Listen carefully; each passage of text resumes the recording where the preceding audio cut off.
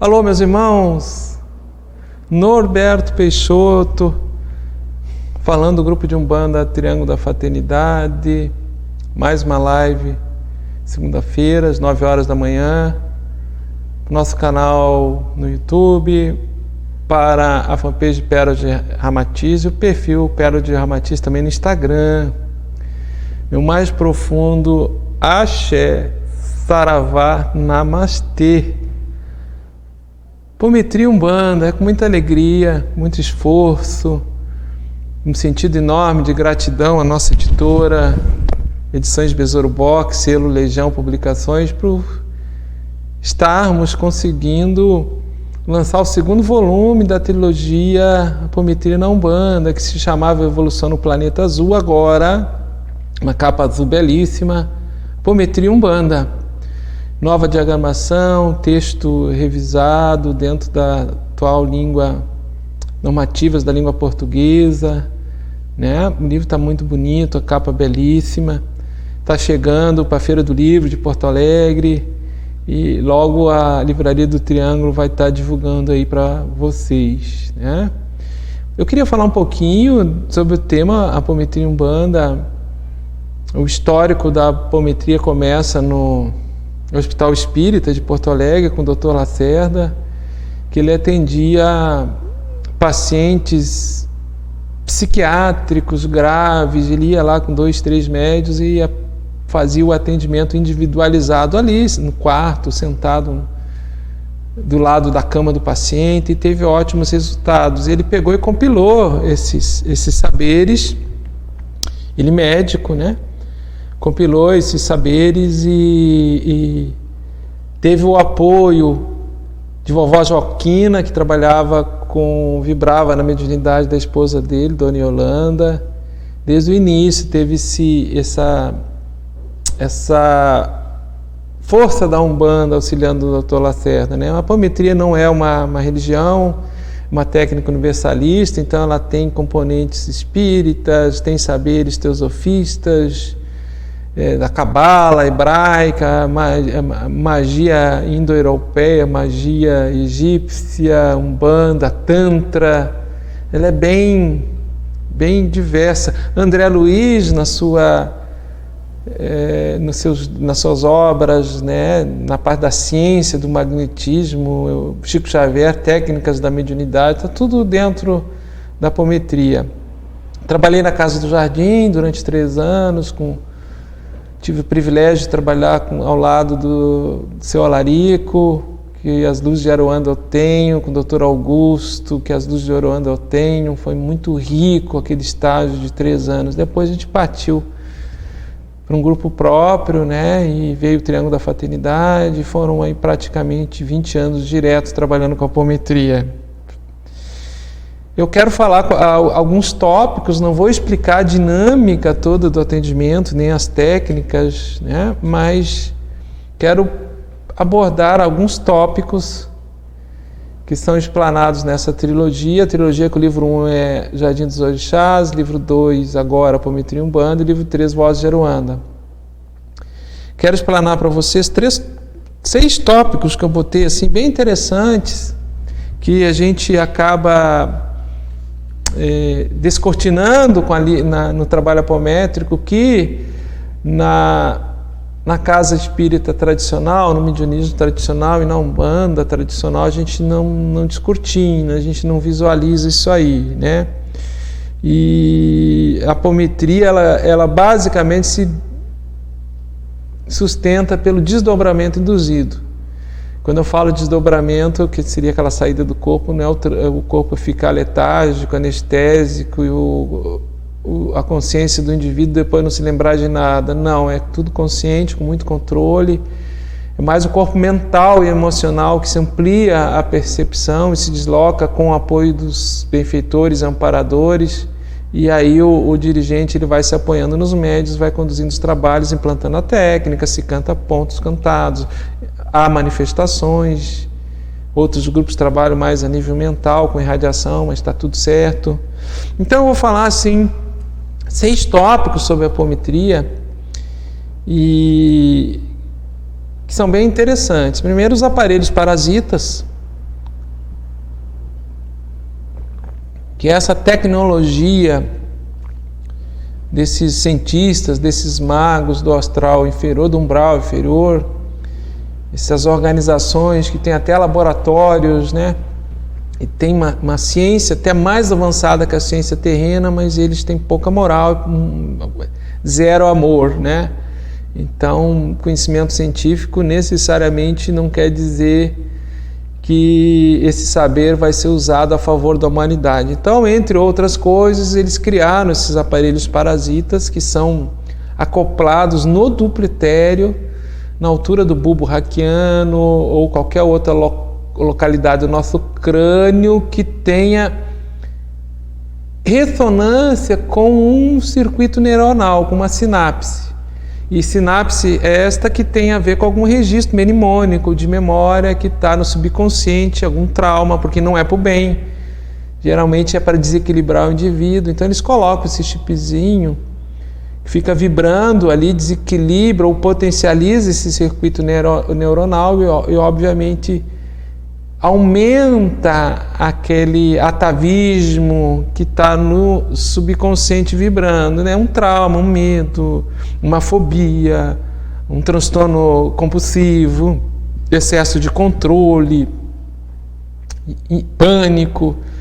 Então, essa tecnologia é muito usada, porque eu digo assim, muitas vezes o cara está com chip, passa num passe, vai no atendimento e não tem entidade nenhuma, não consegue perceber nenhuma entidade, o cara está ali com chip e está com uma obsessão à distância. Depois eu vou falar da indução mental à distância, né? E no trabalho de apometria se retira esses chips, os nossos guardiões, Exus, são exímios técnicos para retirar esses chips aí, e há uma sinergia, né? Há uma sinergia de axé, né? De saber nesse aspecto com os nossos Exus guardiões. Um outro aspecto seria os assédios entre vivos fora do corpo físico. A gente, quando fala em assédio, acha sempre que é uma entidade desencarnada que está te assediando, um encosto, um espírito. Mas nós, encarnados pelo magnetismo próprio, mais denso da matéria, quando desenvolvemos força mental, nós temos a capacidade de sair do corpo físico durante o sono, e às vezes nem durante o sono, em estado de vigília, e nos projetarmos, seja através de uma forma pensamento, um campo de força ideativo contra um desafeto, contra aquele que a gente não gosta, um inimigo, ou em desdobramento durante o sono físico. Então acontece muito assédio entre vivos fora do corpo físico, entre familiares, entre colegas de trabalho. Esses assédios podem se dar pelo campo também do desejo, né? O desejo sensório, sexual, o desejo de poder, enfim.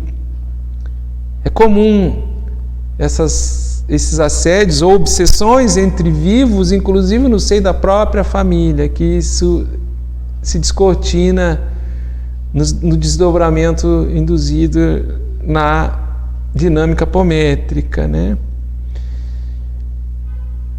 Correntes astrais de pensamentos parasitas. Então nós temos determinados pensamentos que podem estar influenciando a nossa rede sináptica cerebral, as nossas sinapses, sendo implantados no nosso pensar como se fossem pensamentos nossos e que estão ligados com correntes astrais de pensamentos parasitas. Basta a gente sair na rua, os grandes centros, essas correntes astrais como pequenos táttivas, né? Estão ali vibrando e se movimentando. E tem indivíduos que são mais receptivos à influência desses pensamentos astrais parasitas, né?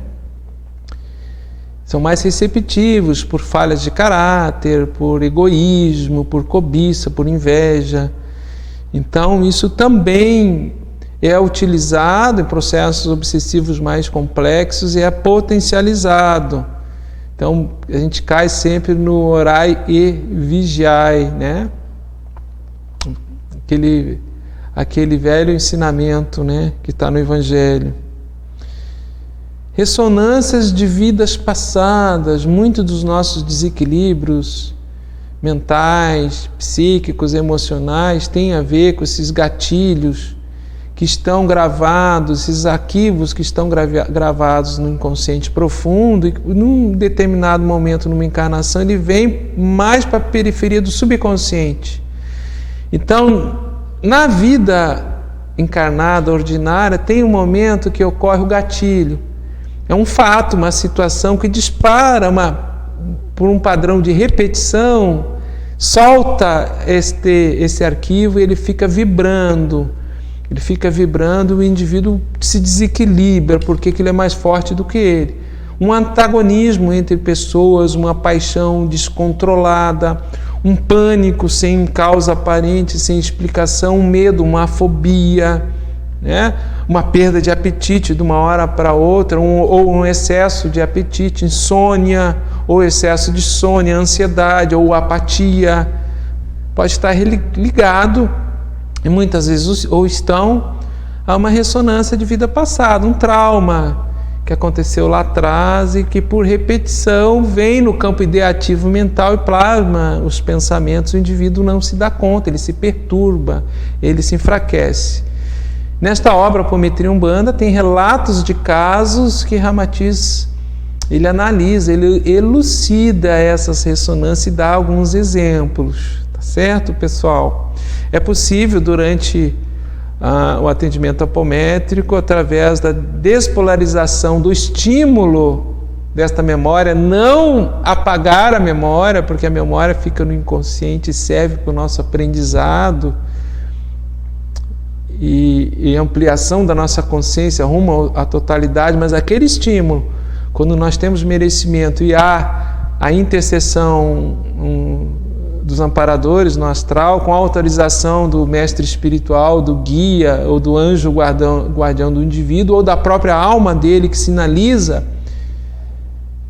autorizando aquela intercessão, então esse estímulo, essa ressonância, ela é minimizada, ela é despolarizada na malha sináptica cerebral. Um outro aspecto, sim, que eu sempre fiquei até admirado, é a indução mental à distância.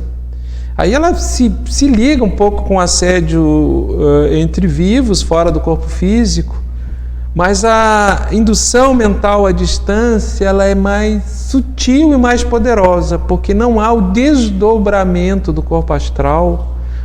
O indivíduo não sai do corpo projetando a consciência através do corpo astral e vai até o seu desafeto.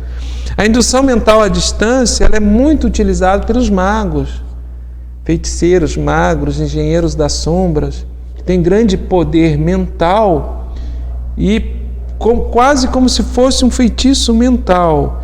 Então eles, através do estudo do indivíduo, das suas fragilidades, das suas fraquezas, ou até vai lá, coloca um chipzinho, né?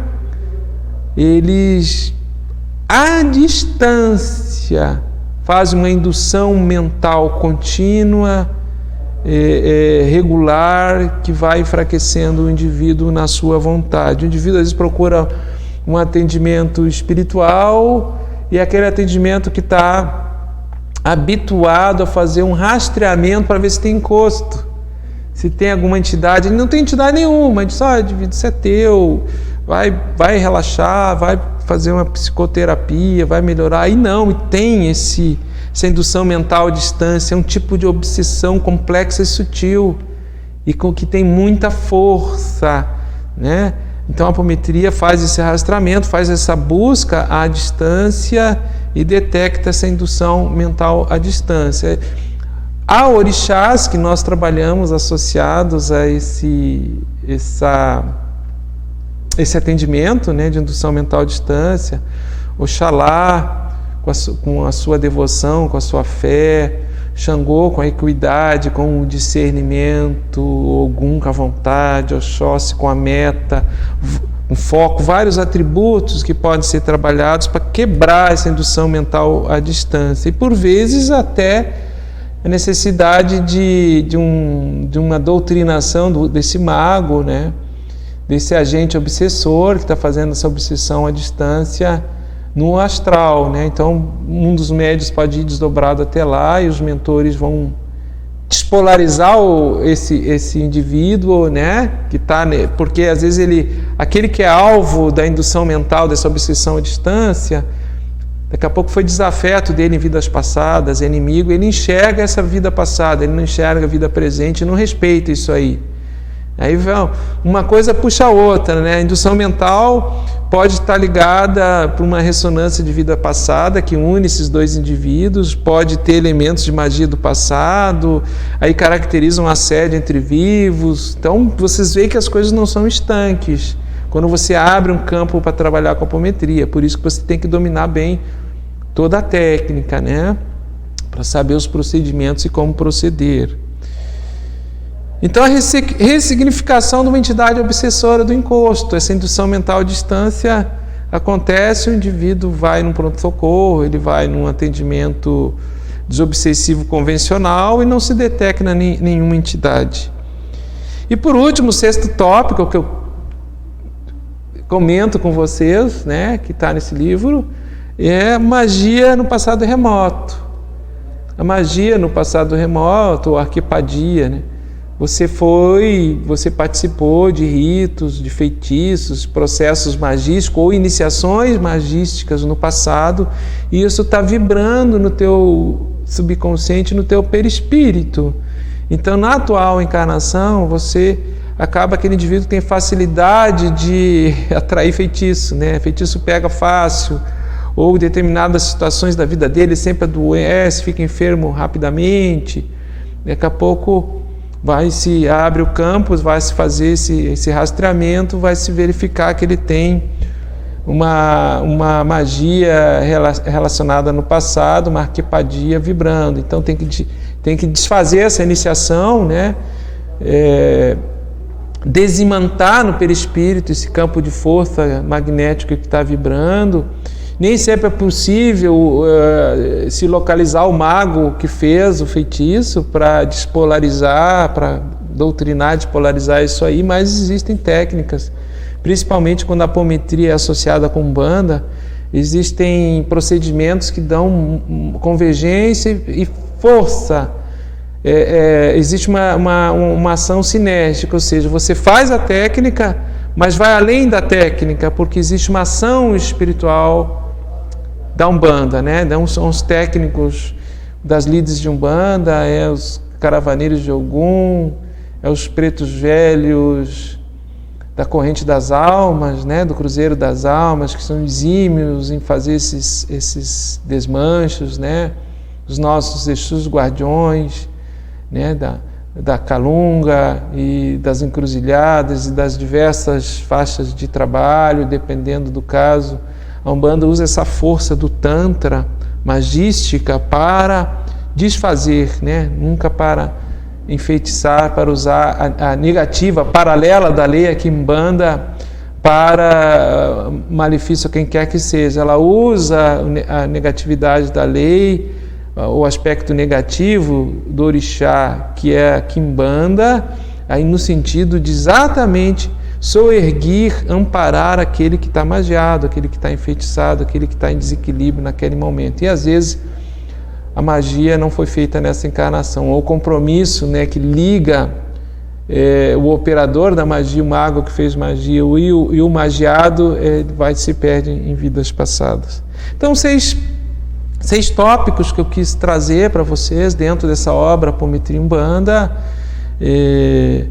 aparelhos parasitas, assédio entre vivos, fora do corpo físico, correntes astrais de pensamentos parasitas, ressonância de vidas passadas, obsessão ou indução mental à distância e magia no passado remoto.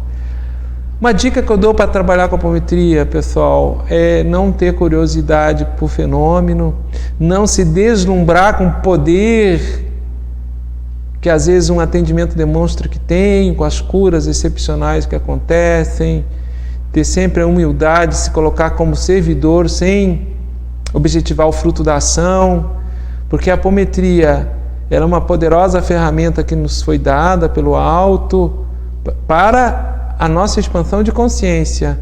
E aqueles que não têm uma ética, o método de trabalho estruturado numa ética, num caráter elevado, e acima de tudo, um altruísmo e compaixão de servir o próximo, com a apometria podem simplesmente se tornar nefastos, feiticeiros e magos da mão esquerda, achando que estão fazendo uma grande coisa e estão embolando a vida das pessoas. Notadamente, quando querem se tornar grandes seres poderosos, né, resolvendo todas as mazelas de vidas passadas dos indivíduos, em 1 ou 2 atendimentos, querendo ressignificar, reestruturar toda a história pregressa do inconsciente milenar daquele indivíduo. Isso não é possível, existe sim muito deslumbramento, muita fascinação, e o plano das sombras, olha isso, está sempre observando, e esses agrupamentos que dão essa abertura para o deslumbramento, eles estão ali potencializando isso aí, porque eles querem sintonia, querem médiuns receptivos a esse poder, a esse deslumbramento em terra.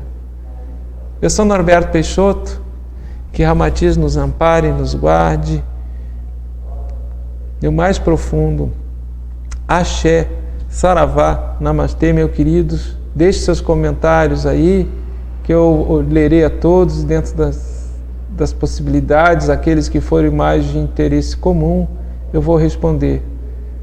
Até a próxima oportunidade. Axé, Saravá, Namastê.